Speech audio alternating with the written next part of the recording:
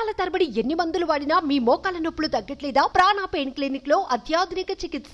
ఆంధ్రప్రదేశ్ కు తలమానికమైన పోలవరం ప్రాజెక్టు పనులు స్టేటస్ తెలుసుకునేందుకు చంద్రబాబు రెడీ అయ్యారు.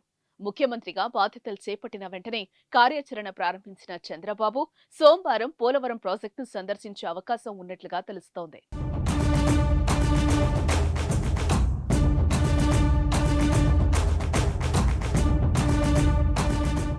పోలవరం ప్రస్తుత స్టేటస్ పై సమగ్ర నివేదిక కోరనున్నారు. సీఎంగా గెలిచిన తర్వాత చంద్రబాబు చెప్పిన మాట కూడా అదే.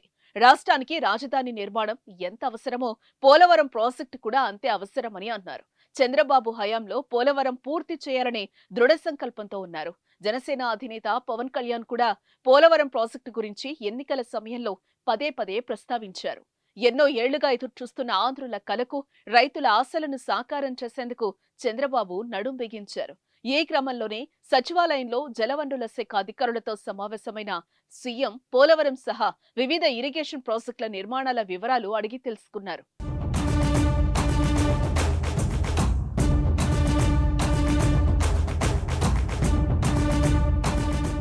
శ్వేతపత్రాలు విడుదల చేసేందుకు సిద్ధమవుతున్న చంద్రబాబు గత పాలనకు ఇప్పటికీ భిన్నత్వాన్ని చూపించాలని భావిస్తున్నారు.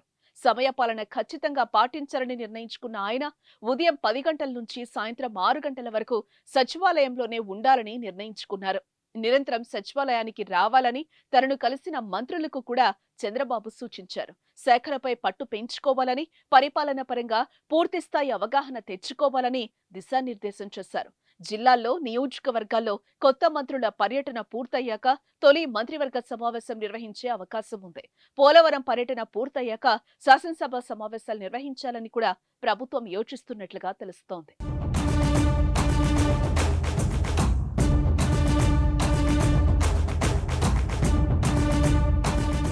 సుమన్ టీవీలో మీ పర్సనల్ అండ్ బిజినెస్ ప్రమోషన్స్ కోసం కింది నెంబర్కి కాంటాక్ట్ చేయండి.